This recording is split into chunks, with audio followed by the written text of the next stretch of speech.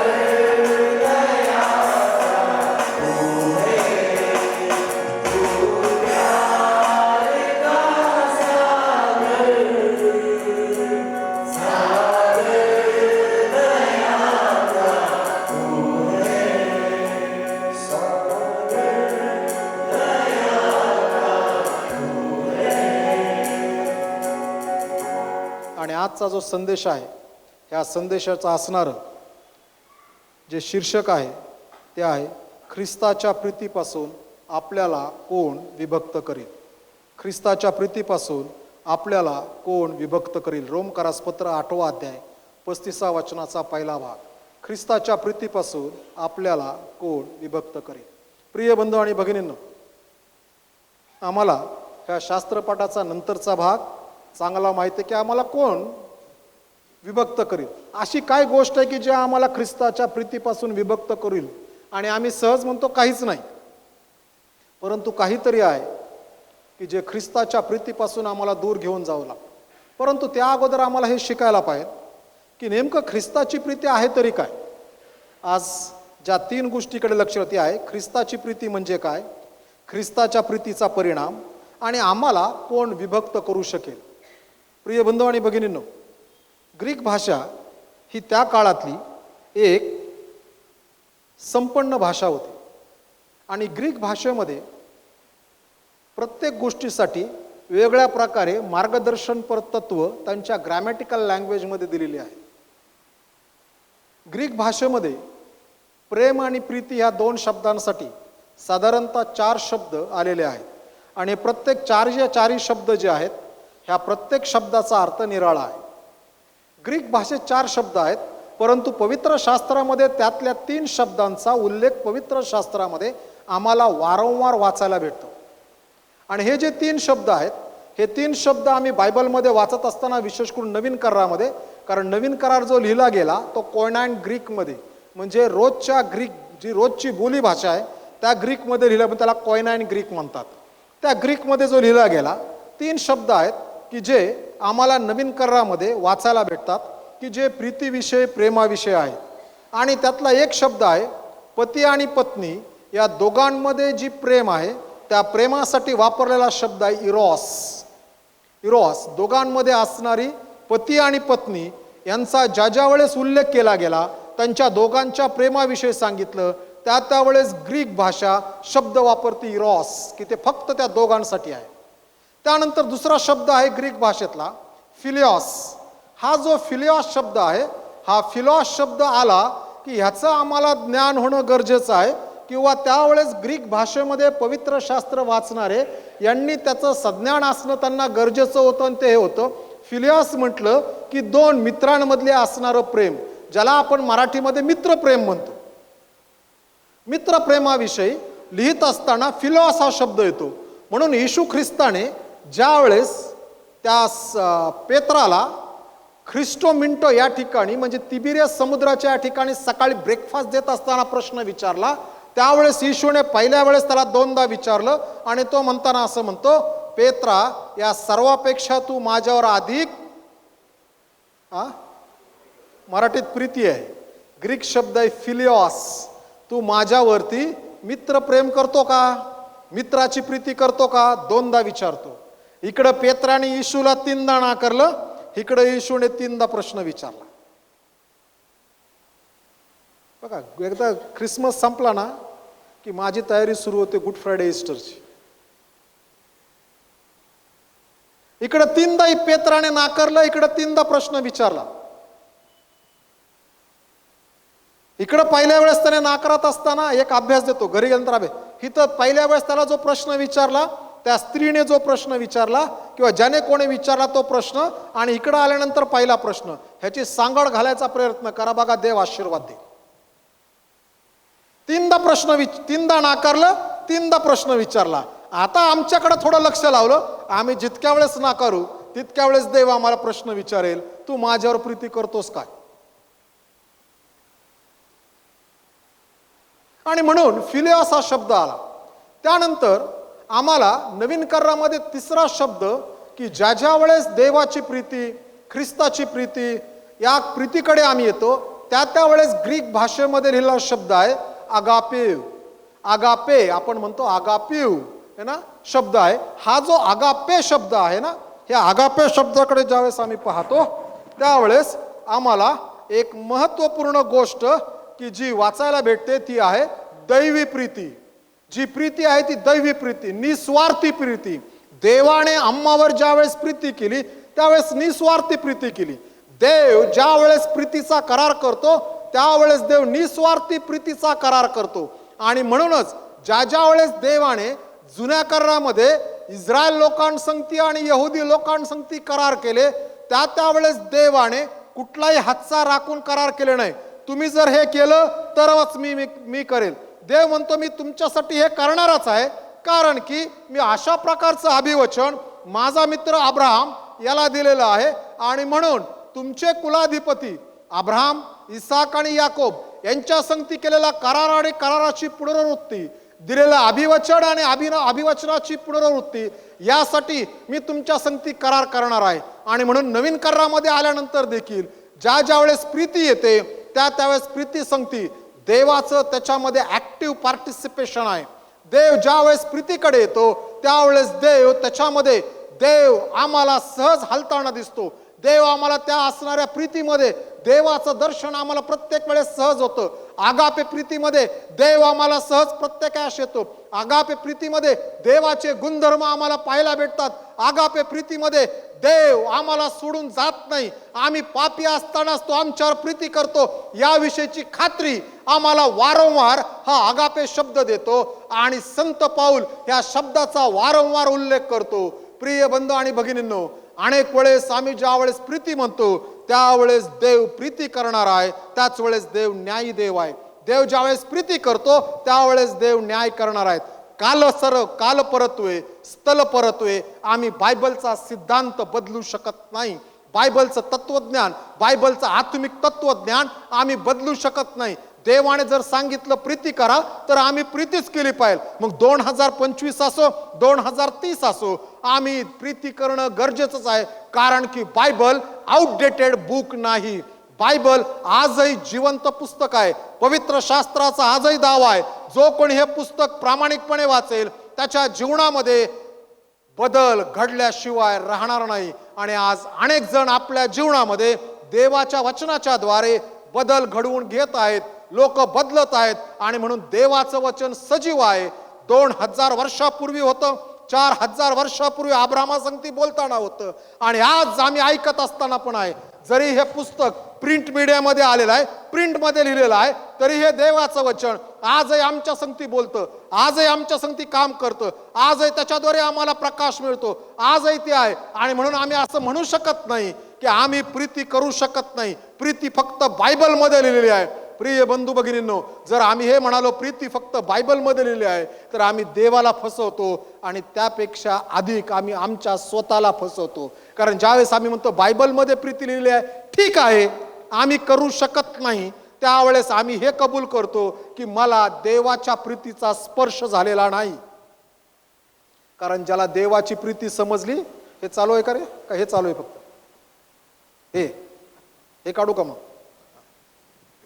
देवाची प्रीती ज्याला समजलेली आहे तोच दुसऱ्यावर प्रीती करू शकतो. देवाच्या प्रीतीचा ज्याने अनुभव घेतलेला आहे तोच प्रीती करतो. काही वर्षापूर्वी एका माणसाने मला प्रश्न विचारला, तुमच्या चर्चमध्ये कोठेही मूर्ती नसते, तुमच्या चर्चमध्ये कोठेही फोटो नसतो, मग तुम्ही कोणत्या देवाची उपासना करता? असा कोणता देव आहे की जो समोर न दिसता तुम्ही उपासना करू शकता? मग तुमची उपासना जी आहे ती अंध उपासना आहे. तुमची उपासना जी आहे की ज्या उपासनेमध्ये सदृश्य गोष्टी नाहीत. आणि मी त्याला म्हणालो, आम्ही अंधश्रद्धेतून उपासना करत नाही, आम्ही त्या ख्रिस्ताचा अनुभवातून उपासना करणार आहोत. जोपर्यंत प्रभू येशू ख्रिस्ताच्या प्रीतीचा अनुभव आम्हाला होत नाही तोपर्यंत आम्हाला उपासनेचा अर्थ समजत नाही. जेवढे उपासनेमध्ये सहभागी होणारे आहेत, विशेष करून उपासनेसाठी तुम्ही येणं गरजेचंच आहे. सगळे म्युझिक वाजवणारे, अजून 2-4 वाद्य वाजायला पाहिजेत रे इकडं. ज्यांना येतं ना त्यांनी वाजवायला पाहिजे, ट्रिपल वाजवायला पाहिजे, ढोलकी वाजवायला पाहिजे, तबला वाजवायला पाहिजे, झांज वाजवायला पाहिजे. कारण की स्तोत्रकर्ता 150 मध्ये स्तोत्रकर्ता म्हणतो, वेगवेगळी वाद्य वाजून परमेश्वराचं स्तवन करा. आणि 9:15 या. जो कोणी तुमच्या घरातला माणूस तुम्हाला मागं ओढून ठेवत आहे, पप्पा, मम्मी, बहीण, भाऊ, बायको, हे सैतानाचं काम करत आहेत. त्याच्यामुळे ही जी मुलं सेवेत आहेत ना, ह्यांना घरातून 9ला पाठवा. वर बसणारे आज तुमच्या सगळ्यांमुळं भक्ती थोडी उशिरा सुरू झाली, 7-8 मिनिटं. 9:15 तुमची ही सेवा आहे, तुमची ही सेवा आहे आणि ह्या सेवेसाठी तुम्ही लवकरच येणं गरजेचं आहे. आल्यानंतर या ठिकाणी गोष्टी करणंच गरजेचं आहे. प्रिय बंधू भगिनींनो, इतकंच नव्हे, जे प्रभुभोजन देणारे आहेत त्यांनी पण 9:15 चर्चला येणं गरजेचं आहे. कारण की जे येत आहेत त्यांना माहिती आहे आम्ही तिथं बसतो ना, आम्ही नुसतं बसत नाही. जवळजवळ 4-5 महिने झाले असतील ना बाळासाहेब, 4-5 महिने झाले. जेवढे येतील तेवढे सगळे आम्ही आजच्या भक्तीसाठी प्रार्थना करतो. अहो, ही कसली दैन्य अवस्था आहे की मी प्रभुभोजनाचा विधी देणार आहे, परंतु मी माझ्या स्वतःसाठीच प्रार्थना करायला तिथं नाही आणि माझ्यासाठी दुसरं कोणीतरी प्रार्थना करतंय. त्या दिवशी ती आमची सेवा आहे, त्या सेवेसाठी आम्ही वेळ देणं गरजेचंच आहे. त्याला दुसरी एक्सक्यूज नाही. मग रविवारी दुपारी आपलं जेवण नाही जेवलं आणि साधा वरण भात जेवला तरी चालतो, तुपाची 10 सोडून वरून.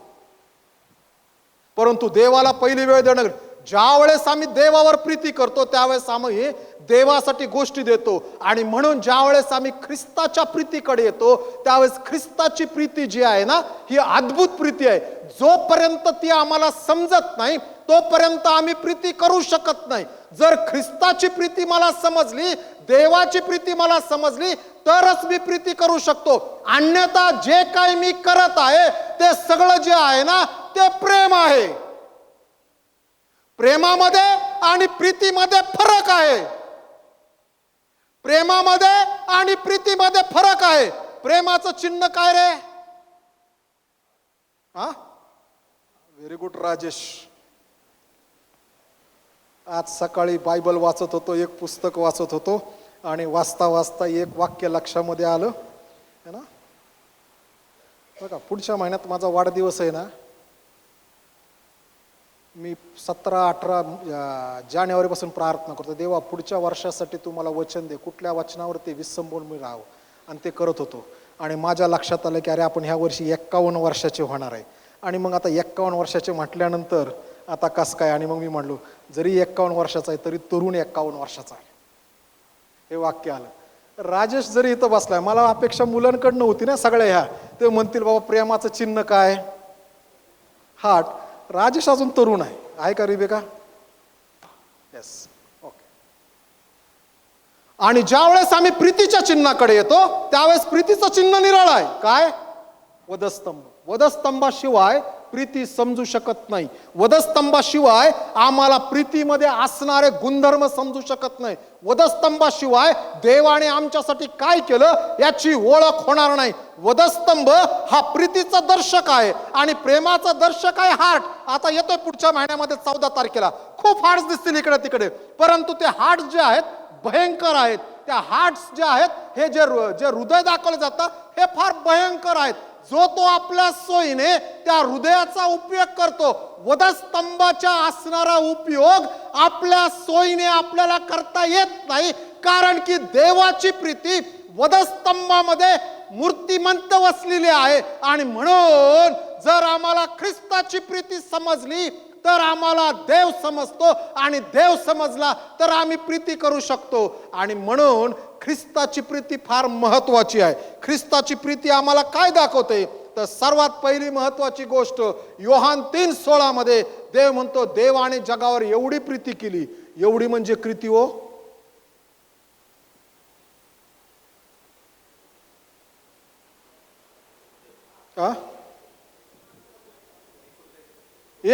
बुधवारी तो होता हेस ना. एकुलता एक पुत्र दिला. एवढी अनेक वेळेस म्हणतो एवढी मोजता येत नाही.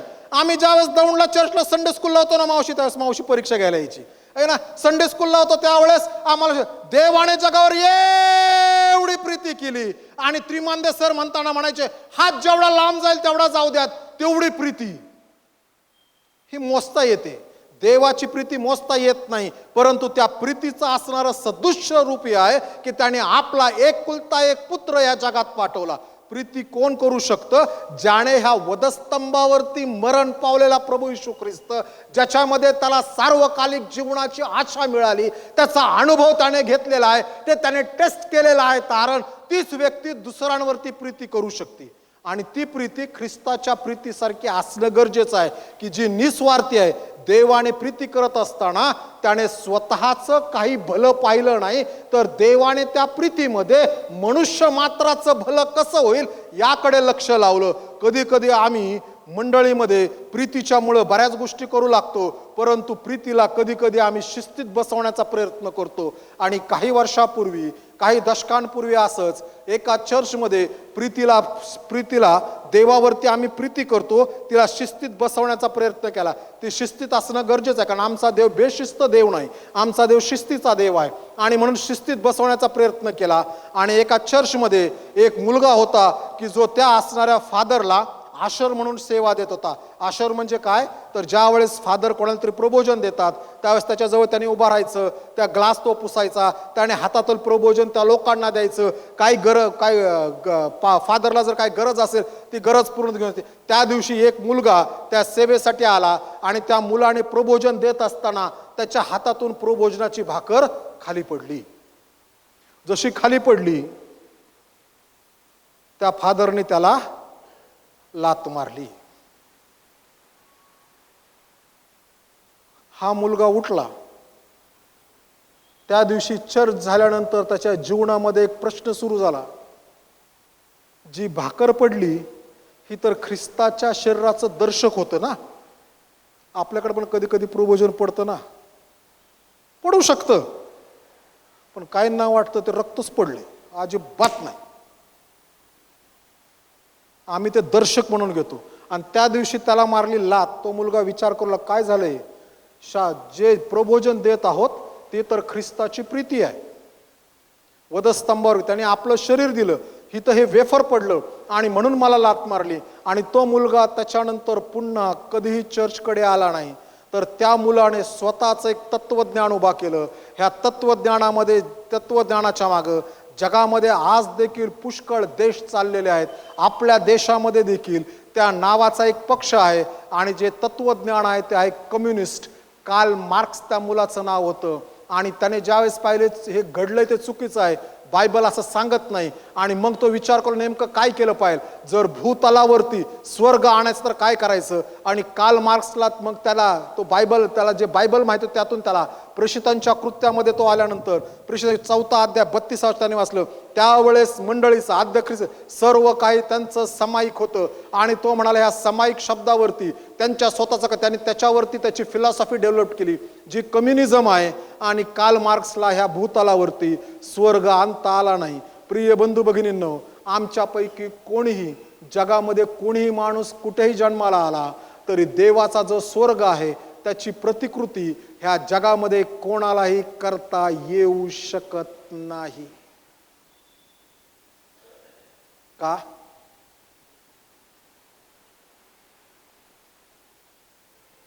एक कारण असेल ना काहीतरी. का हो, बोला हो देवाचे लोक, का? बघा, माझ्याकडे एक पक्क कारण आहे, त्या सगळ्या संगती तुम्ही सहमत असताल. आम्ही स्वर्ग उभा केला, सोन्याचे रस्ते केले, क्रिस्टल फ्लोअर केली, सगळं काय केलं, परंतु आम्ही कधीतरी मरणारच आहोत. स्वर्गात मरण नाही. बरोबर आहे ना? सगळ्यात सुंदर संकल्पना. आणि हा कार्ल मार्क्स गेला. कधी कधी आम्ही देवावरती अशी प्रीती करतो की ज्याच्यामुळं कोणाचं तरी आध्यात्मिक जीवन उद्ध्वस्त होतं. भारताचे राष्ट्रपिता महात्मा गांधी यांच्याकडे आल्यानंतर ते ज्या वेळेस आफ्रिका खंडात होते त्यावेळेस ते चर्चच्या भक्तीला जायचे आणि चर्चच्या भक्तीला बसले. त्यांना सांगितलं, दिस इज नॉट युअर सर्व्हिस. ही तुझी भक्ती नाही, ही तुझी उपासना नाही. Blanks will come afterwards. जे कृष्णवर्णी येते नंतर येतील, आता ही पांढऱ्या लोकांची भक्ती आहे.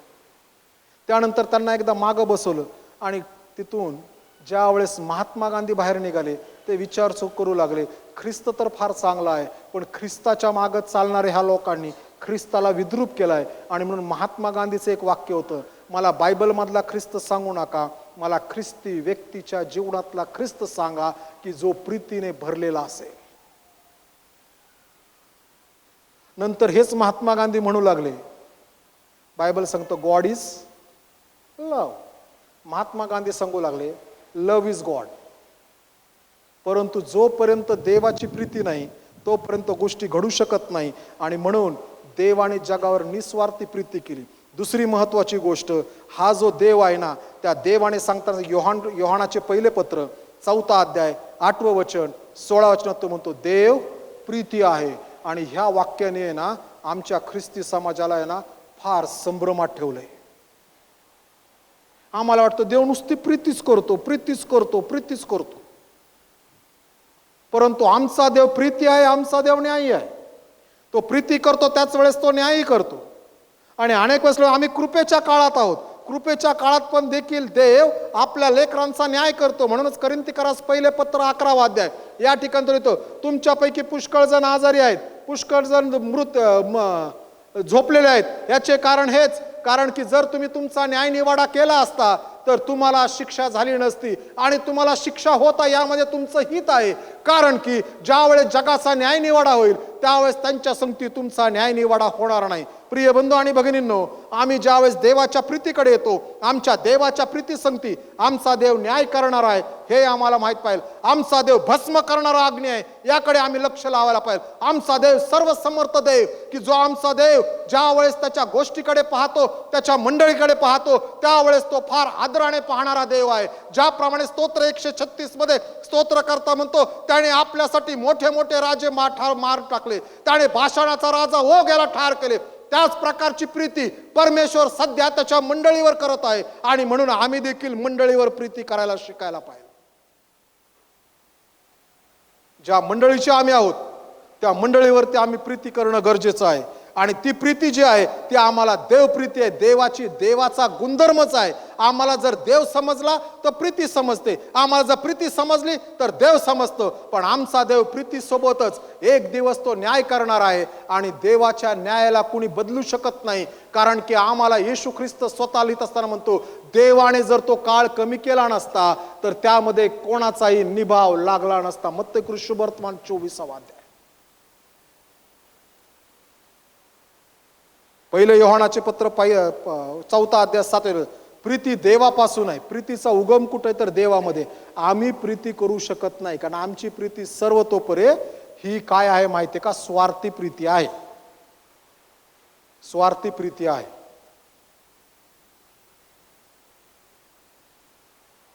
मी तुम्हाला लहानपणापासून सांभाळलं म्हणून म्हातारं झाल्यावर तुम्ही आम्हाला सांभाळा. Give and take. मी तुम्हाला दिलं, आता तुम्ही मला द्या.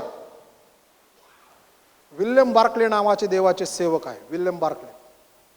त्यांची बरीच पुस्तकं प्रसिद्ध आहेत. एका पुस्तकातलं त्यांचं वाक्य मला खूप आवडते. वाक्य आहे, this world is full of mine and thine. हे जे जग आहे कशाने भरलंय? माझं आणि तुझं. आज जगामध्ये अनेक जण आहेत, कोणासाठी तरी काहीतरी करतात आणि रिटर्नची पुन्हा अपेक्षा ठेवतात. जगातली असणारं प्रीती आणि प्रेम हे पाखंडी आहे. म्हणून शास्त्र आम्हाला शिकवतं, यदा कदाचित जन्मदात्री आई विसरेल, परंतु मी तुम्हाला कधी विसरणार नाही. आमचा जो देव आहे त्याच्यामध्ये प्रीतीचा उगम आहे. आणि आम्ही जर प्रीती करतो तर आमच्या उगमाचं स्थान त्या प्रीतीमध्ये असणं गरजेचं आहे. मला माहित नाही, कुठेतरी रिसेंटली मी एक वाक्य वापरलं आणि ते वाक्य होतं, मला वाटतं काल वापरलं, की युनोची असणारी नसरापूरच्या डिवोशनमध्ये युनोचं असणारं जे गेट आहे युनायटेड नेशन्स, त्या गेटच्या असणाऱ्या युनायटेड नेशन्स जे आहे त्या युनायटेड नेशनच्या गेटवरती लिहिलं आहे, हिअर आफ्टर नो वॉर्स. प्रगटीकरणाच्या पुस्तकातलं वाक्य, हिअर आफ्टर नो वॉर्स. आणि युनोची स्थापना दुसऱ्या महायुद्धानंतर झाल्यानंतर कितीतरी युद्ध झाले. मागच्या वर्षामध्ये पण युद्ध होताना आम्ही बघितले. प्रभू येशू ख्रिस्ताच्या प्रीतीशिवाय गोष्टी प्रीतीपूर्ण होत नाहीत. कारण की आमची प्रीती जी आहे ही स्वकेंद्रित जर असेल तर मग ती प्रीती डिमांड करते. आमची प्रीती जर समजा ख्रिस्त केंद्रित असेल तर मग ती प्रीती आम्हाला फक्त प्रीती करायला शिकवते, आम्हाला पुन्हा त्याच्याकडून काय घ्यायला शिकवत नाही. आणि म्हणून प्रीती ज्यावेळेस आम्ही पाहतो त्यावेळेस तो प्रीतीचा उगम त्या ठिकाणी आहे. त्या ठिकाणी प्रीती आम्हाला पाहायला भेटते. योहानाचे पहिले पत्र 4 अध्याय 10 वचन, तो असं म्हणतो, पहिले त्याने आम्हावर प्रीती केली. पहिले त्याने आम्हावर प्रीती केली. आम्हाला प्रीती काय माहीतच नव्हतं. एखाद्या मुलाला जन्माला आला ना घरामध्ये, 4-5 महिन्यात त्याला हिडीस पिडीस, चल तिकडं, हट हट, त्याच्यावर प्रीती करायचीच नाही. काय होईल हो? तो मोठा झाला की तसं कर, बाहेर गेला चाल तिकडं, हट हट. आम्ही घरामध्ये प्रीती दाखवतो ना म्हणून त्याला प्रेम दाखवतो, म्हणून त्याला प्रेम कसं करायचं माहित असतं. नवरा बायको मध्ये असणारा घरातलं जे प्रेम आहे ना त्याच्यावरती मुलं बाहेर जाऊन प्रीती करतात. बायको जर हाडजूड करत असेल आणि नवरा जर हाडजूड करत असेल, बाहेर मुलं पण तसंच करणार. परंतु आम्हाला जी प्रीती आहे ना, योहानाचे पहिले 14, त्याने आम्हावर पहिली प्रीती केली. कधी प्रीती केली?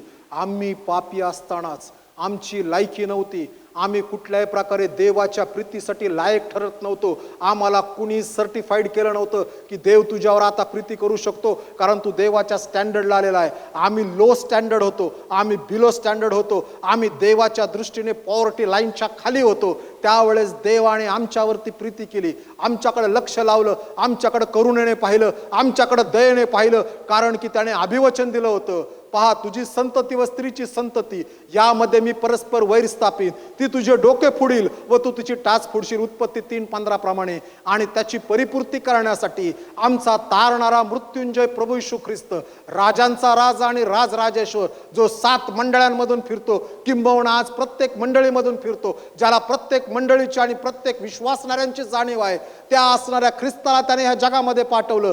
यासाठीच त्याने पाठवलं की त्याच्याद्वारे आम्हाला देवाची प्रीती सदृश्य व्हावी. आणि सदृश्य झालेली जी प्रीती आहे ती प्रीती आम्ही समजून घेऊन आम्ही इतरांवरती प्रीती करावी. आणि म्हणून प्रिय बंधू, आम्ही पापी असतानाच, आमची लायकी नसताना, आम्ही पवित्र अवस्थेत नसताना देवाने आमच्यावर प्रीती केली. आणि ती आहे ख्रिस्ताची प्रीती, की आम्ही लायक नसताना आम्हाला कुणीतरी हाताला धरतं आणि पुन्हा लायक करतं. आमचा पूर्वज आदाम याने सगळं सोडून दिलं होतं आणि देवाच्या पुत्राने आमचा हात धरला आणि वधस्तंभाच्या पायथ्याशी आम्ही आल्यानंतर त्याने उभं केलं आणि सर्व समर्थ देवाला म्हणतो, मी नवीन आदाम आहे, ह्याच्यासाठी मी तुझ्याकडे खंडणी भरलेली आहे, वधस्तंभावर मरण पावलं. ती ख्रिस्ताची प्रीती आहे. ख्रिस्ताची प्रीती दांभिक नव्हे, ख्रिस्ताची प्रीती रियालिटीमध्ये आहे. आणि म्हणून प्रिय बंधू, ही ख्रिस्ताची प्रीती आहे की जी ख्रिस्ताची प्रीती जी आहे ती मंडळीमध्ये दिसते, इतरत्र दिसत नाही. काही वर्षापूर्वी स्वारगेटला बसलेलो होतो, माझ्या शेजारी एक सद्गृहस्थ बसले होते. त्यांनी माझी शबनम पाहून त्यांनी मला विचारलं, काय म्हणले, तुम्ही साहित्यिक आहात का? आणि मी थोड्या वेळ त्या माणसाकडे बघितल्यानंतर मी म्हटलं, हा माणूस मला मी कुठल्या दृष्टिकोनातून साहित्यिक दिसतोय? आता नीट काय सगळ्या बाजून, त्यावेळेस फार गोलमटोल होतो, मी कुठल्या बाजूने साहित्यिक दिसतोय है ना? आणि मी म्हटलं, का हो? नाही, तुमची शबनम आहे म्हणलं आणि वेगळीच दिसती. मी म्हटलं, हो साहित्यिक आहे पण ख्रिस्ती साहित्यिक आहे. म्हणजे म्हटलं, मी ख्रिस्त मॅगझिन्सला लिहितो, काय आर्टिकल तयार करतो. आणि त्या माणसाने मला एक प्रश्न विचारला आणि तो प्रश्न हा होता, तुमचे हॉस्पिटल आहेत, तुमच्या शाळा आहेत, तुमच्या बोर्डिंग्स आहेत. आमच्या हॉस्पिटल आहेत, आमच्या शाळा आहेत, आमच्या बोर्डिंग आहेत. तुमच्यात आणि आमच्यात फरक का? कारण की तुमच्याकडं जे दिसतं ते आमच्याकडं का दिसत नाही? का लोकांची जीवन बदलताना दिसत नाही? का आमच्या हॉस्पिटल्समध्ये पेशंट्स येतात त्यांच्यावरती प्रीती करताना दिसत नाही? आणि मी त्यावेळेस त्या माणसाला सांगितलं, आम्ही बिझनेस करत नाही, आम्ही ख्रिस्ताची प्रीती डेमॉन्स्ट्रेट करतो. तो फरक आहे आमच्यात आणि त्यांच्यात. ज्याला ख्रिस्ताची प्रीती समजते त्याला प्रीती समजते. आजही जर तुम्ही मेडिकल फील्डमध्ये गेलात आणि कोणी जर म्हणलं ना, मी वेलोर ट्रेन आहे, लोक बघतात त्या माझ्याकडे, Vellore medical college, yes, Christian medical college, त्या ठिकाणचे डॉक्टर, नर्सेस, त्या ठिकाणी निघणारा स्टाफ, ह्याची मनोवृत्ती आणि विचारसरणी वेगळी आहे, कारण की ती देवकेंद्रित आहे. आता पुढे त्या ख्रिस्ताच्या प्रीतीचा परिणाम काय आहे? योहानाचे पहिले पत्र 4 अध्याय 9व्या वचनात म्हणतो, कारण की आम्हाला जीवन प्राप्त व्हावे. देवाने आमच्यावर प्रीती यासाठी केली की आम्हाला जीवन प्राप्त व्हावे. ह्याचा अर्थ काय? की आमच्याकडे पूर्वी जीवन नव्हतं. आम्ही जरी जिवंत आहोत तरी आम्ही मेलेलो होतो. आम्ही जरी जीवन जगत होतो, हलत होतो, फिरत होतो, सायन्स आणि जग आम्हाला सजीव प्राणी म्हणतं, तरी आम्ही मुळात मेलेलो होतो. ख्रिस्ताची माझी ओळख झाल्यानंतर मग माझ्या जीवनामध्ये जीवनाची सुरुवात झाली. आणि ही जी जीवनाची सुरुवात आहे, ह्या जीवनाच्या सुरुवातीने मला जीवन दिलं. आणि हे जे जीवन आहे ते ख्रिस्ताशिवाय आमच्या जीवनामध्ये येऊ शकत नाही. कारण की आम्ही ज्यावेळेस जन्माला येतो त्यावेळेस जन्माला आल्यानंतर कुठंतरी माझी आणि ख्रिस्ताची ओळख होणं फार गरजेचं आहे. आणि संत पौल लिहिताना त्यावेळेस संत योहान लिहिताना असं म्हणतो की ही जी ख्रिस्ताची प्रीती आहे त्या प्रीतीमुळे आम्हाला जीवन लाभलं. योहान 3:16 मध्ये योहान लिहिताना जो कोणी त्याच्यावर विश्वास ठेवील त्याचा नाश होऊ नये तर त्याला सार्वकालिक जीवन प्राप्त व्हावे. आम्हाला सार्वकालिक जीवन प्रभू येशू ख्रिस्ताच्या प्रीतीच्या द्वारे भेटतं. आणि म्हणून सार्वकालिक प्रीती आम्ही टेस्ट करणं गरजेचं आहे. अनेक वेळेस लोक सांगतात हे खा, हे खाल्लं की हे शरीरात वाढतं, ते खा ते वाढतं, ते खा ते वाढतं. बायबल सांगतं ख्रिस्ताची प्रीती खा म्हणजे प्रीती वाढेल. ज्याच्याकडे ख्रिस्ताची प्रीती आहे तोच प्रीती देऊ शकतो ना, बरोबर आहे ना. बघा आम्ही कधी कधी येतो ना, लगेच आलो की म्हणतो सलाम. सलामचा अर्थ काय? समजा मी आलो आहे ना, सलाम सलाम झाला, लगेच फिरलं, ते वागळे पाळक असलेच आहेत. काय झालं? काय योग्य होतं, पहिलं का दुसरं? पहिलं माझ्याकडे नाहीच आहे, पण जग बघतं, माणूस बघतो, वागळे पाळकांना वाईट वाटायला नको म्हणून मी सलाम केला. पण फिरलो रे फिरलो की गोष्टी सुरू. कारण की मला ख्रिस्ताची प्रीती माहीत नाही. मला ख्रिस्ताची प्रीती जर माहीत असती तर मला ह्याची जाणीव असती की माझी लायकी नव्हती. मला देवाने हात देऊन उभा करणं देवाकडे माझी लायकी नव्हती, माझी गरज नव्हती. मी संपलो असतो, मला नरकामध्ये जाण्याचा मार्ग होता. आणि मला त्या माझ्या पापक्षमेचा अनुभव देवाने दिला. म्हणूनच मी इतरांवरती प्रीती करू शकतो, कारण मी प्रीती चाकली ना. जर ती प्रीती मला माहित नाही तर माझ्याकडे जीवन नाही. आणि माझ्याकडे जीवन नाही तर मी दुसऱ्याला जीवन देऊ शकत नाही. ज्याचं तारण झालंय तोच दुसऱ्याला वधस्तंभाच्या तारणापर्यंत आणू शकतो. अनमोल ज्यावेळेस लहान होता ना, त्याचे ऑपरेशन झाल्यानंतर मी मुंबई पुन्हा अपडाऊन करायचो. मुंबईत सेवेला होतो. आणि त्यावेळेस मुंबईमध्ये कमीत कमी 10 अशी बाळं मी बघितली की जे अनमोल सारख्या असणाऱ्या आजाराने ते जन्माला आली होती. त्यांना पण क्षण टाकायचं होतं, हायड्रोसिफेलस करायचं होतं. आणि त्यातले साधारणतः 6 ते 7 बाळं जी आहेत ते ख्रिस्ती जगामध्ये होते मुंबईच्या. आणि मग माझे मित्र मला फोन करायचे. त्यावेळेस तसला फोन होता, कॉइन टाक किंवा ते काय म्हणतो त्याला आपण, हा PC होता, असला फोन होता है ना. आणि मग ते फोन करायचे आणि फोन केल्यानंतर ते घरी करत राहायचे फोन माझ्या. आणि मग मी ज्यावेळेस घरी पोहोचल्यानंतर कधी फोन आला की मग मी उचलायचो. शुक्रवारी रात्री का शनिवारी सकाळी, हॅलो काय झालं, मी अमुक अमुक बोलत आहे. मला अजूनही सवय आहे त्या. मी कोणाला फोन केला आणि मी सांगतो अब्राम बोलतोय. आणि पलीकडून लोक म्हणतात पाळक साहेब तुमचा नंबर आहे आमच्याकडे, कारण ती सवय अजून पण आहे ना. आणि ते फोन करा, ते म्हणायचे पास्टर मी अमुक अमुक बोलतोय. बोला पाळक साहेब काय झालं, आज तुमच्याकडे थोडा वेळ आहे का, उद्या दुपारी थोडा वेळ आहे का, माझ्या चर्चमध्ये अनमोल सारखंच बाळ आहे, तुमच्या बाळासारखं, त्याला काय काउन्सिलिंग करायची मला येत नाही, त्या कुटुंबाला तुम्ही जर तास दिला तर बरं होईल. आणि त्या काळामध्ये कमीत कमी 7 ते 8 कुटुंबाला मी इथून गेल्यानंतर दुपारी माझी सकाळी 2 चर्च संपल्यानंतर संध्याकाळी 5ला छडानगरच्या त्याच्या मधल्या वेळेत किंवा शनिवारी लेट नाईट, मुंबई रात्रभर चालते ना, लेट नाईट, त्यावेळेस मी त्यांच्या घरी जायचो. आणि ते म्हणायचे पाळक साहेब काय सांगायचं समजत नाही, कारण की मी माझ्या आयुष्यात कधीच ह्यातून गेलो नाही, तुम्ही ह्यातून गेलात आणि तुमचं बाळ चांगलं झालेलं आहे आणि म्हणून आम्ही तुम्हाला तुम्ही सांगा. आणि ते सांगायचो. ती 7 बाळं जगली, 7 कुटुंबांनी त्या चर्चमध्ये बाप्तिस्मा घेतला. आणि ते पाळक साहेब म्हणायचे कारण आम्हाला माहीत नाही, कारण मी त्यातून चाललो होतो म्हणून मी सांगू शकत होतो. त्यामुळे ज्याने ख्रिस्ताच्या प्रीतीची चव चाकली ना तोच दुसऱ्याला ख्रिस्ताची प्रीती सांगू शकतो, नाहीतर नाही. आणि ते आम्हाला जीवन देतं. पुढे दुसरा शब्द आहे योहान कृष्ण शुभवर्तमान 1 अध्याय 14 म्हणतो तो जो ख्रिस्त जन्माला आला ज्याने देहधारणा केली, योहान 1:14 प्रमाणे तो ख्रिस्त जो आहे तो देवाची जी प्रीती आहे ते मनुष्य मात्राचं जीवन आहे. आम्हाला जर ख्रिस्ताची प्रीती मिळाली नाही ना तर आम्ही जे जगत आहोत ना जीवनाशिवाय जगत आहोत की जे जीवन आम्हाला कुठेही लाभदायक होणार नाही. I born dead, I will dead. भयंकर वाक्य आहे ना. मी जन्मलो मृत आणि मरणार पण मृतच, कारण मला कुठेही ख्रिस्ताची ओळख झाली नाही. म्हणजे माझं हृदय धडकत होतं, मी चालत होतो, मी फिरत होतो, पण मी मृतच होतो, आणि मरताना पण मी मृतच होतो, कारण मी जीवनाचा मार्ग कधी शोधला नाही. कारण जीवन जे आहे ते प्रभू येशू ख्रिस्ताच्या ठाई आहे. योहान कृष्ण वर्तमान पहिला अध्याय ह्या असणाऱ्या प्रीतीचा परिणाम काय आहे? तो म्हणतो ह्या प्रीतीचा परिणाम आहे ते मनुष्य मात्राचा प्रकाश आहे. जर आमच्या जीवनामध्ये ख्रिस्ताचं जीवन आहे, ख्रिस्ताची प्रीती आहे, तर आमच्या जीवनामध्ये ख्रिस्ताचा प्रकाश आहे, आणि मगच आम्ही इतरांना ख्रिस्ताचा किंवा देवाचा प्रकाश देऊ शकतो. येशू ख्रिस्त म्हणतो तुम्ही जगाचा प्रकाश आहात, म्हणतो ना एक ठिकाणी. ज्याप्रमाणे येशू म्हणतो ना तुम्ही पृथ्वीचे मीठ आहात. कोणतं मीठ? कोणतं मीठ?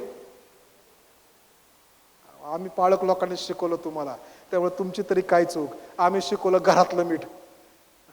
जो ग्रीक शब्द आहे ना, काहीतरी सांगायला एक्सप्लेन करून की त्या शब्दाचं, पण एवढं फक्त ऐकून घ्या, ते जे मीठ आहे ना, प्रिझर्व करतो ना आपण, प्रिझर्व करण्यासाठी, एखादी गोष्ट टिकवण्यासाठी जे मीठ असतं ना, त्या मिठाचा शब्द ग्रीक भाषेत. याचा अर्थ जे देवाचे लोक आहेत ते समाजाला प्रिझर्व करणारे लोक आहेत. म्हणून येशू म्हणतो ह्या मिठाचा खारटपणाच गेला. जे प्रिझर्व करतात त्याचं प्रिझर्वेटिव्ह निघून गेलं तर त्याचा काय उपयोग आहे? काय उपयोग नाही. देवाच्या लोक जे समाजाला जगाला धरून ठेवणार आहेत त्यांचं सगळं निघून गेलं, ते चोता झाले, तर त्याचा काय उपयोग आहे? आणि म्हणून येशू पुढे म्हणतो तुम्ही जगाचा प्रकाश आहात. जोपर्यंत आम्हाला ख्रिस्ताचा प्रकाश भेटत नाही तोपर्यंत आम्ही जगाचा प्रकाश होऊ शकत नाही. आणि दानिएलाच्या पुस्तकामध्ये एक वाक्य सुंदर आहे. प्रिय बंधू भगिनींनो, काही करता नाही आलं तरी चालेल, पण एक गोष्ट मात्र करा की कोणाला तरी आपल्या जीवनाच्या द्वारे ख्रिस्ताकडे घेऊन या, त्यांना प्रीती दाखवून ख्रिस्ताकडे घेऊन या. कारण की शास्त्र आम्हाला सांगताना असं म्हणतो जे लोक देवाकडे किंवा जे तारणाच्यासाठी उपयोगी पडतात ते अनंत कालासाठी ताऱ्यासारखे चमकतील. कमीत कमी एक जर चमकायचं आहे ना आयुष्यभर, एका माणसाला ख्रिस्ताकडे आणायला. आम्हाला ख्रिस्ताच्या प्रीतीमुळे काय मिळलं? रोमकारासपत्र 8वा अध्याय 37वा वचन. तो म्हणतो आम्हाला ख्रिस्ताच्या प्रीतीमुळे, जो शास्त्र ख्रिस्ताच्या प्रीतीमुळे काय, तो म्हणतो त्याच्या योग्य आपण महाविजय ठरतो. जर ख्रिस्ताची प्रीती आमच्याकडे आहे ना तर आम्ही महाविजय आहोत. विजय आणि महाविजय फरक आहे. महा म्हटल्यानंतर त्याला विशेषण लावलं आणि ते विशेषण आहे एक विजय सगळ्यांना प्राप्त होईल. आम्ही महाविजय आहोत. कशावरती आमचा महाविजय? तर ह्या जीवनावरती आमचा महाविजय. काय विजय आहे? ज्या वेळेस जगाचा न्याय निवाडा होईल त्यावेळेस आम्ही डाव्या बाजूला त्या शेंडरांमध्ये तुम्ही जाणार का, तिकडे आम्ही नसू, तर उजव्या बाजूच्या मेंढरांमध्ये आम्ही असो, की ज्यांना तो म्हणेल या माझ्या संगती सुख उपभोगा, त्याला आम्ही महाविजय म्हणतो. जीवन जगत असताना आम्हाला महाविजयाची गरज आहे, आणि मेल्यानंतर ज्या वेळेस न्याय घडेल त्यावेळेस, त्या न्यायाच्या वेळेस तर आम्हाला हा महाविजय एकदम प्रत्यक्षात पुढे दिसेल. कारण की त्यावेळेस आम्हाला समजेल मी भूतलावर जे केलेलं आहे ते काय आहे. आणि म्हणून शास्त्र आम्हाला म्हणतं प्रभू येशू ख्रिस्तामध्ये तुमचे श्रम व्यर्थ नाहीत. आम्ही येशूला आणि देवाला आणि मंडळीला केंद्रस्थानी ठेवून, ख्रिस्ताची वधू, मंडळी म्हणतात ख्रिस्ताची वधू, तिला केंद्रस्थानी ठेवून आम्ही जे काही करतो ना ते आमचे श्रम कधी व्यर्थ होणार नाहीत. देव त्यासाठी आम्हाला प्रतिफळ देईल, आणि तो म्हणेल भल्या विश्वासू दासा. काय संग बघा हो, खूप लाखो देवदूत. किती देवदूत आहेत स्वर्गात? किती देवदूत आहेत? वाचले की नाही बायबलमध्ये? आयुतांच्या आयुते आणि शतकांची शतके आणि आयुतांची आयुधे. 10,000 इंग्रजी शब्द आहे 10,000. आयुतांच्या 10,000. त्यावेळेस जगामध्ये जी सगळ्यात मोठी संख्या मोजायची होती ती 10,000 2000 वर्षापूर्वी. आता कुठं आलो आपण? Trillion. But when we say trillion we say 1000 trillion, 1 billion trillion है ना, 100,000 ट्रिलियन.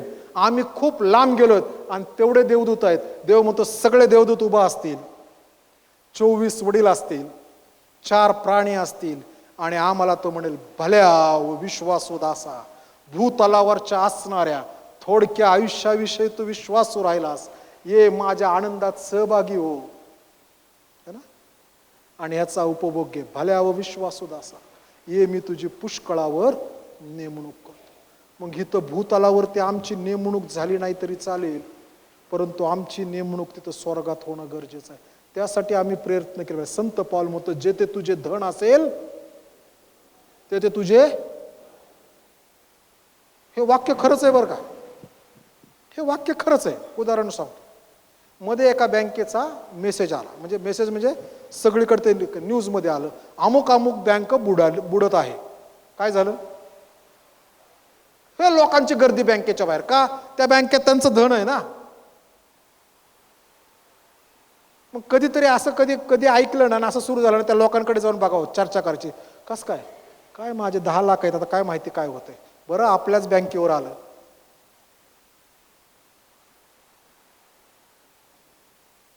तिथं साठवलं ना, तिथं चोर येत नाही, चोरी करून येत नाही. जमिनीत पुरून धन ठेवलं, सरकारला इन्कम टॅक्स द्यायला नको, त्याला कसर लागत नाही, देवाला माहित आहे. आणि तिथं साठवायचं प्रोसेस जगात सुरू असतं. आम्ही जे काही देवाच्या राज्यासाठी करू ना, त्याच्यामुळे तिकडे धन साठतं.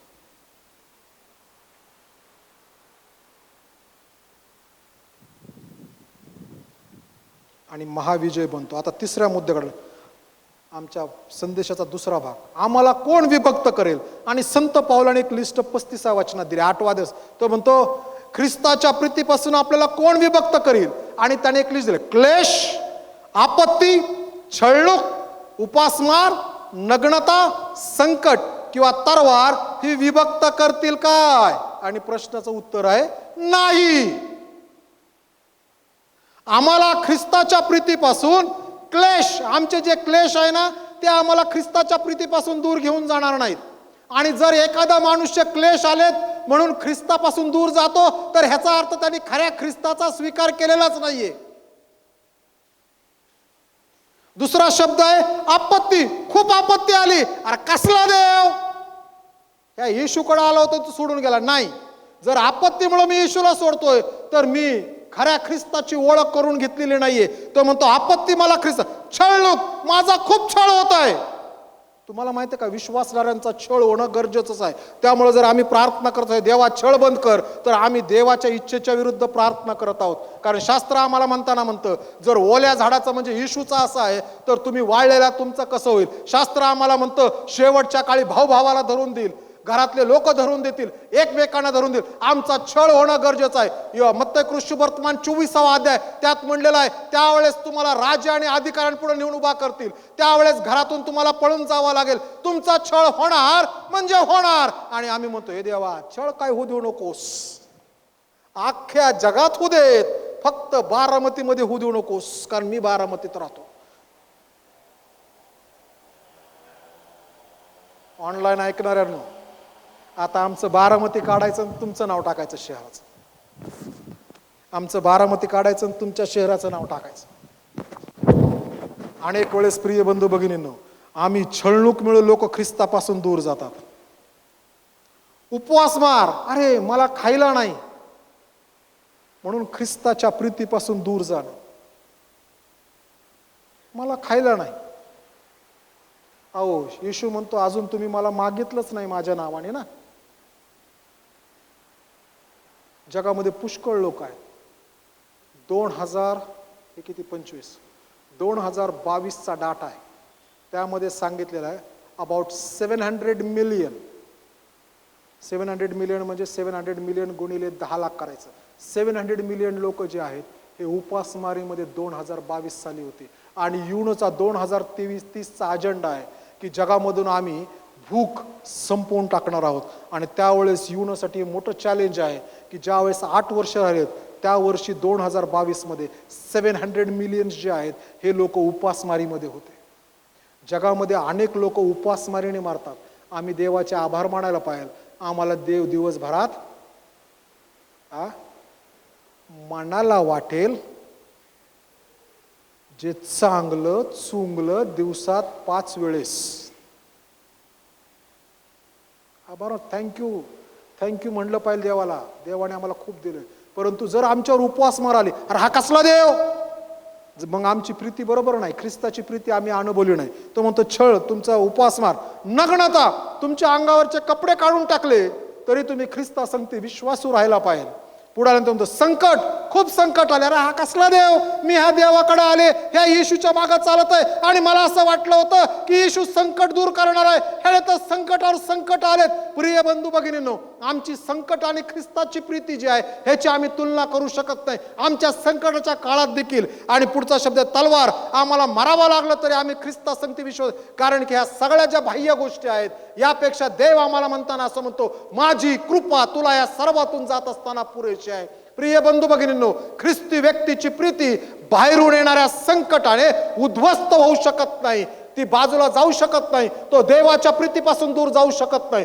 ज्याप्रमाणे ख्रिस्ताची मंडळी बाहेरून येणाऱ्या छळाने ही कधी संपणार नाही, उद्ध्वस्त होणार नाही. मंडळी संपती कधी माहितीये का? ज्या वेळेस मंडळीच्या आतून मंडळी पोखरायला सुरुवात होते, ज्यावेळेस मंडळीतले लोक स्वीकेंद्रित होतात, ज्यावेळेस मंडळीतले लोक हे तारण्य पावलेले असतात, ज्यावेळेस मंडळीतले लोक देवाच्या वचनापेक्षा स्वतःच्या विचारांना जास्त स्थान देतात, ज्यावेळेस मंडळीतले लोक देवावरती प्रीती करत असताना देवाच्या आज्ञा पाळण्यापेक्षा मनुष्याच्या आज्ञा पाळतात, ज्यावेळेस लोकांना पवित्र शास्त्रापेक्षा ब्लू बुक, रेड बुक आणि घटनेची पुस्तकं आणि जगातले नियम प्रिय आहेत, त्यावेळेस मंडळी आतून उद्ध्वस्त होऊ लागते.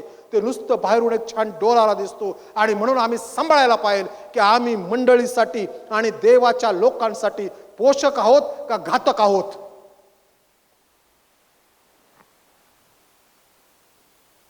तो लिहिताना स्पष्टपणे लिहितोय, हो हे नाही उद्ध्वस्त करणार आम्हाला, आम्ही तसेच राहू. दुसरी लिस्ट संत पाऊल लिहितो आणि दुसऱ्या लिस्ट, आता हे बाहेरच्या दुसऱ्या लिस्टमध्ये आल्यानंतर थोडी वरची पायरी येतो. म्हणतो कारण माझी खात्री आहे मरण, ख्रिस्तामध्ये खूप जण येशूसाठी मरण पावले ना. जीवन, आम्हाला चांगलं जीवन भेटलं म्हणून आम्ही ख्रिस्तापासून दूर जाऊ शकत नाही. मला वाटतं अनुवादाच्या पुस्तकामध्ये एक वचन आहे, तो म्हणतो मी तुला सगळं काही चांगलं दिलं, सुबत्ता दिली, धन दौलत दिली, धनसंपदा दिली, आणि त्यावेळेस तू मला विसरलास म्हणून मी तुझा न्याय करेल. ज्यावेळेस आमच्याकडे धन दौलत आणि सुबत्ता येते त्यावेळेस आम्ही जास्त देवाच्या नादी लागणं गरजेचं आहे, त्यावेळेस आम्ही जास्त देवाच्या जवळ जाणं गरजेचं आहे, त्यावेळेस आम्ही जास्त हे शोधायला पाहिजे की मला जे देवाने दिले त्यामुळे मी इतर कोणाला सहकार्य करू शकतो का. तो म्हणतो मरण, देवदूत जरी आला तरी होणार नाही. अधिपती, वर्तमान काळच्या गोष्टी, भविष्य काळच्या गोष्टी, वर्तमानात जे घडत आहे भविष्यात जे घडेल, कुठली उंची खोली, दुसरी कोणती सृष्ट वस्तू, ख्रिस्त येशू आपला प्रभू, याच्यामध्ये देवाची आपल्यावरील जी प्रीती आहे तिच्यापासून आपल्याला विभक्त करण्यास समर्थ होणार नाही. हे समर्थ होणार नाही. मग ख्रिस्ती विश्वासणाऱ्यांना उद्ध्वस्त काय करेल? तर संत पाऊल लिहित असताना लिहितो 1 तिमोथी 1:19 मध्ये, तुला जो विश्वास आणि चांगला विवेक भाव धर. 1 तिमोथी 1:19. बायबल आणला असेल तर काढा, बायबल आणणं चर्चला अनिवार्य आहे. 1 तिमोथी 1:19. तो म्हणतो 18 पासून असतो, माझ्या मुला तिमोथ्या, तुझ्याविषयी पूर्वीच झालेल्या संदेशानुसार ही आज्ञा मी तुला सांगून ठेवतो की तू त्याच्याद्वारे सुयुद्ध कर. मग वचन 19, विश्वास व चांगला विवेक भाव धर. प्रिय बंधू भगिनींनो, जे देवाचे लोक ज्यांनी येशूच्या मागे चालण्याचा निर्णय घेतला त्यांनी जर विश्वास आणि चांगला विवेक भाव जर सोडला तर म्हणतो कित्येकांनी हात जुगारून दिल्यामुळे त्यांचे विश्वासरूपी तारू फुटले. आमचा विश्वास आणि चांगुलपण हे आम्ही देवा सांगते. विश्वास काय? तर देवावरचा विश्वास. चांगुलपण काय? देवापासून येणारं चांगुलपण, जगापासून येणारं चांगुलपण नव्हे. जेव्हा जगाचं चांगुलपण हे बदलणार आहे. जगाचं चांगुलपण बदलणार आणि देवाचं बदलत नाही. देव जर एकदा उत्पत्तीच्या पुस्तकात म्हणाला की चोरी करू नकोस, तर प्रकटीकरणाच्या पुस्तकात पण चोरी करू नकोस. त्याला तो डेव्हलपमेंट देईल. चोरी, लुटणे, लुबाडणे बाकी येतील त्याच्यामध्ये, पण ते छोटा जो दिवा आहे ना तो मोठा होत जाईल त्याच्यामध्ये. देव जर म्हणाला खून करू नकोस, तर तो खून करू नकोसची देव पुढे आल्यानंतर व्याख्या देईल की जी फिलॉसॉफी डेव्हलप होत जाते बायबलची. परंतु प्रिय बंधू भगिनींनो, आम्ही ज्यावेळेस म्हणतो चांगल्या गोष्टी करणे, चांगला विवेक, आमचा विवेक चांगला कशाने राहील? सत्सत विवेक बुद्धीमुळे नाही. कारण की संत उपासना संगीतामध्ये त्यांनी लिहिलंय आमची सत्सद बुद्धी तर डाग लावलेली आहे, कारण ह्यातून चांगलंच निघालं असं नाही. सायन्स असं म्हणताना असं म्हणतं माणूस जो विचार करतो त्या विचारातले 80% विचार हे चुकीचे आहेत, तो कृती करत नाही. उदाहरणार्थ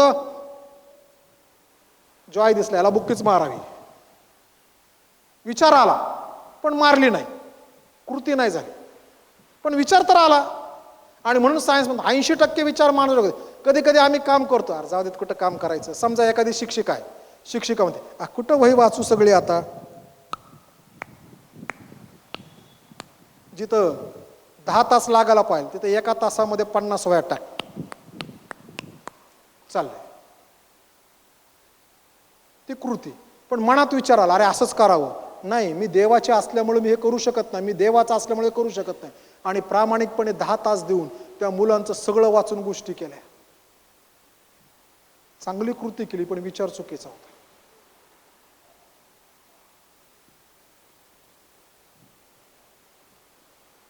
आशिष, एक प्रश्न आहे. जर समजा एखाद्या शिक्षकाने वही तपासली, टाक टाक टाक टाक, परीक्षेत त्या मुलाने पण टाक टाक टाकच लिहिलं, आणि समजा त्या मुलाचा पालक म्हणून मी तुमच्याकडे आलो शाळेकडं, मी म्हणालो की सर तुम्ही ह्याला मार्कच द्यायला पाहिजे, तर तुम्ही मार्क द्यायला बांधलेले आहात का? हो, बांधलेला आहात. का माहितीये का? कारण त्या शिक्षकाने मुलानं चुकीचं टिक केलंय ना, बरोबर आहे की नाही?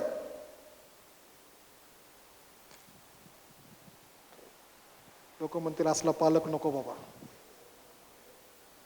प्रिय बंधू भगिनींनो, आमचा चांगला विवेक भाव, आम्ही चांगले विचार करणं, चांगल्या गोष्टी, चांगला विवेक भाव, लोकांचं चांगलं होण्यासाठी गोष्टी करणं. ज्यावेळेस एखाद्याचं चांगलं होतं ना त्यात आनंद केला पाहिजे. एखाद्याचं चांगलं होत असताना आम्ही त्याच्या ते वाईट कसं हे पाहायला नको. एखाद्याचं चांगलं झालं ना आम्ही त्यासाठी देवाचे आभार मानायला पाहिजे. एखाद्याचं चांगलं तसं गोष्टी केल्या पाहिजेत. हा देव त्याचं त्याला बघून घेईल. आणि म्हणून प्रिय बंधू भगिनींनो, ज्यावेळेस आम्ही येतो त्यावेळेस आम्ही जर विश्वास आणि चांगला व्यवहार दोन्ही सोडली तर आमचं विश्वासरूपी तारू फुटेल, आणि मग आम्ही पूर्वीपेक्षाही बदतर होऊन जाऊ, पूर्वीपेक्षाही भयंकर होऊन जाऊ, कारण की विश्वासरूपी तारू फुटेल. जो जुन्या काळाला शास्त्रपाठ वाचला त्यामध्ये कालेब नावाचा मनुष्य आहे, तो म्हणतो ज्यावेळेस मी 40 वर्षाचा होतो त्यावेळेस मी देश हेरून आलो आणि मी 10 जणांच्या विरुद्ध उभा राहिलो. यहोशुआ तुला माहित आहे, तू माझ्या संगती होतास, आणि आपण 2 जण म्हणालो तो देश देश देश देव आम्हाला देत आहे. तिकडचे लोक उंच असतील पण त्यांच्यापेक्षा श्रेष्ठ आमचा देव आहे,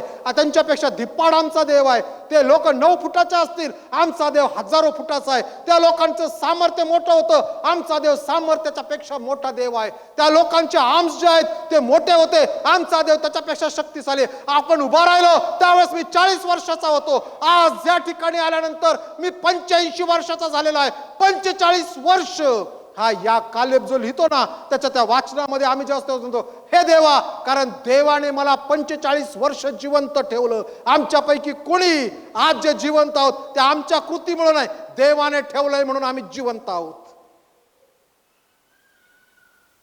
आणि तो कालेब म्हणतो मला काय हवंय ज्याच्यामुळं माझे लोक भ्याले, 10 भ्याले. आणि मी मोशेला पण त्यावेळेस तेच मानतो, म्हणतो मोशेने मला अभिवचन दिलं, मी तुला तोच भाग देईल की ज्याच्यामुळे लोक भ्याले होते उंच उंच, आणि मला तो प्रांत तू दे. आणि कालेब 85 वर्षाचा असताना त्यावेळेस त्याला आशीर्वाद देऊन यहोशुआने तो भाग दिला. आणि कालेबाने 85 वर्षाच्या वयोवृद्ध माणसाने त्यावेळेसच्या असणाऱ्या ह्या दिप्पड उंच्या पुऱ्या लोकांना त्याने मारलं आणि तो सगळा प्रांत आपला केला. आणि म्हणून त्याला नाव पडलं कालेबाचं काय.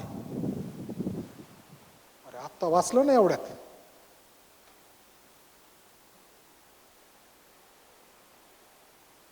पंच्याऐंशी वर्ष. तो म्हणतो माझी ताकद अजून कमी झाली नाही. 45 वर्ष देवावरती प्रीती करत राहिला की देव मला हे देणार आहे. दुसऱ्या बाजूला 10 जण आहेत, ते मेले आणि दुसऱ्यांना पण मारलं. भयंकर आहे हो. 10 लोकांचं ऐकलं आणि 6 लाख कुटुंब मिळली. भयंकर.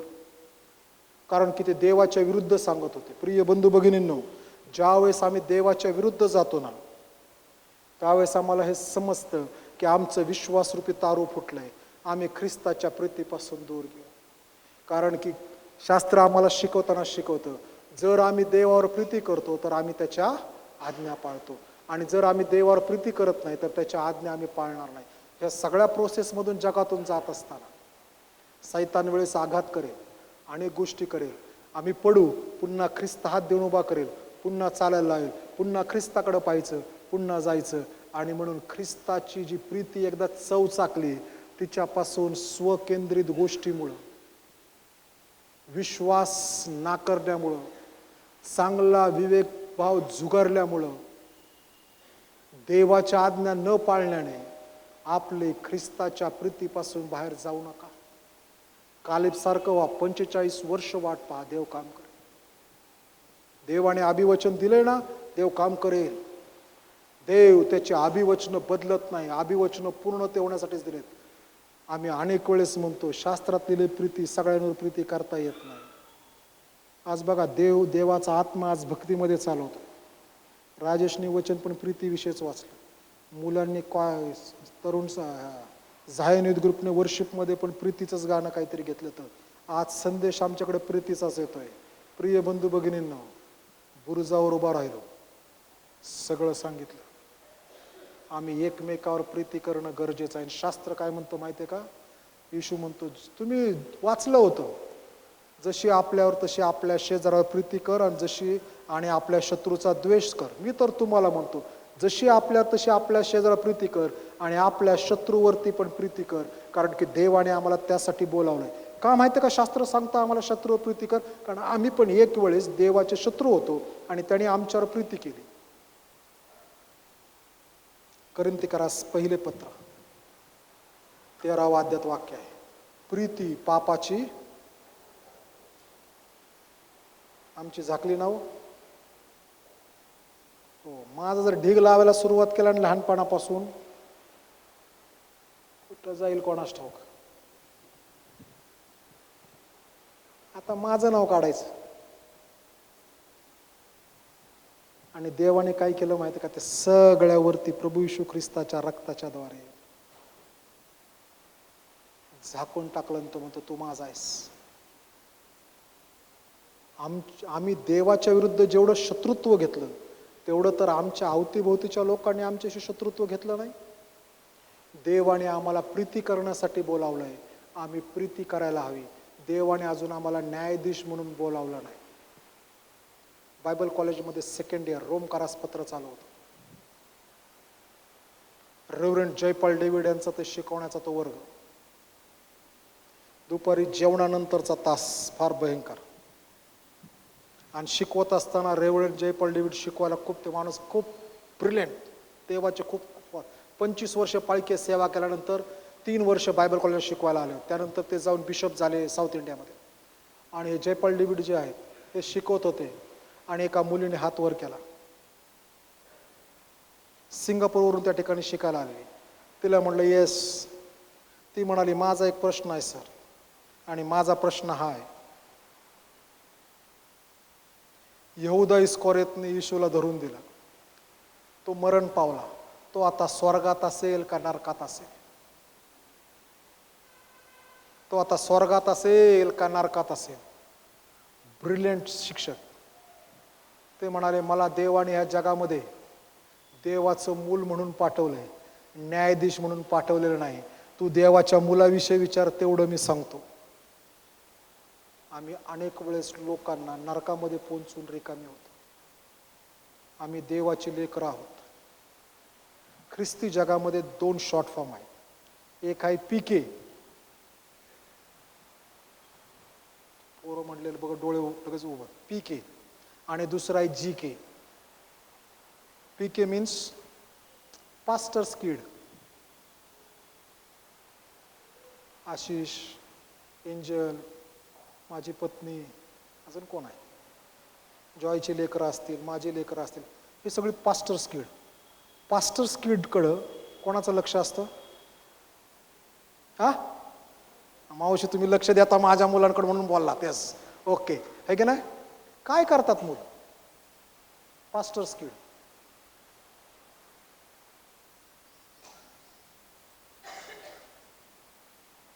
दुसरा शब्द आहे जी के, गॉड्स किड. ह्यांच्याकडे कोणाचं लक्ष असतं? हा, हो, हे चूक आहे हिशोब. ज्यावेळेस माझं सांगितलं पास्टर स्किट त्यावेळेस सांगितलं मंडळी बघते. ज्यावेळेस तुमचं सांगितलं त्यावेळेस तुम्ही म्हणता देव बघतो. अरे मग तुम्ही म्हणायला पाहिजे पास्टर स्किट म्हणा पाळकाणी बघायला पाहिजे. आता ज्यावेळेस गॉड स्किड आहे ना त्यावेळेस जग बघतं आमच्याकडे. जग हे आहेत का? समजतंय? जग बघतं आमच्याकडे. इंडिव्हिज्युअल जर मी भिगवंत चौकात उभा राहिलो तर लोक बघतील अरे बाबा हा ख्रिस्ती माणूस आहे कसा आहे. बरोबर आहे ना? नाहीतर ख्रिस्ती चौकात एक जण आला मला मारली धडक मारली की ते बिचारा तो त्याच्यात तरी धडक मारली की मी सुरूच झालो. काय सुविचार. प्रिय बंधू भगिनींनो, आम्हाला लोक बघतात. आम्ही देवाची लेकरं आहोत. आम्हाला प्रीती करण्यासाठी बोलावलं एकमेकावरती आणि जगावरती, आणि ते करणं गरजेचं. सर्वजण उभा राहूयात. यावेळेस प्रभूने शिकवलेली प्रार्थना म्हणून आशीर्वाद घेऊ. त्यानंतर ख्रिस्त पावित्र्य शांती हे गीत म्हणून उपासनेचा समारोप करूयात. हे प्रभुदेवा, आम्ही तुझ्या नावाला धन्यवाद देतो, स्तुती करतो, उंचावतो, गौरव आणि सन्मान तुला देतो. तुझी आणि तुझा पुत्र प्रभू येशू ख्रिस्त याच्या प्रीतीसाठी आम्ही सर्व गौरव, सन्मान, मान आणि महिमा तुला देतो. प्रभुदेव, आमच्यापैकी कुणी लायक नव्हतं की त्या प्रीतीचे सव चाकावे, पण त्या वधस्तंभाच्या पायथ्यासाठी येण्यासाठी कृपा ओतलीस, पवित्र आत्म्याच्या द्वारे मार्गदर्शन केलंस. तिथं येऊन काय पोहोचलो आणि तोंडातून अजून शब्द उच्चारत नाही तोपर्यंत प्रभुदेवा तू साह्यासाठी देवदूत पाठवले आणि आमच्या पापांची क्षमा केली. त्यासाठी आम्ही सर्व गौरव, सन्मान, मान आणि महिमा तुला देतो. यावेळेस परमेश्वर आम्ही प्रार्थना करतो, जी प्रीती ख्रिस्ताची आम्ही अनुभवली तीच ख्रिस्ताची प्रीती परमेश्वर आम्ही इतरांपर्यंत घेऊन जाऊन तुझी कृपा तू दे. त्याच वेळेस जी ख्रिस्ताची प्रीती आमच्याकडे आहे ती आम्ही आमच्या स्वतःची प्रीती उद्ध्वस्त करू नये ख्रिस्तापासून मिळालेली, म्हणून आम्ही तुझ्या संगती विश्वासू राहावं, चांगला विवेक भाव धरावा, चांगली कृत्य करत राहावी, म्हणून तो आमचा सहाय्य करता आणि पुढारी हो. विभक्त होत असताना तुझी कृपा आमच्या संगती असू दे. प्रार्थना येशूच्या द्वारे मागतो म्हणून तो ऐक. आमेन. हे आमच्या स्वर्गातील पित्या,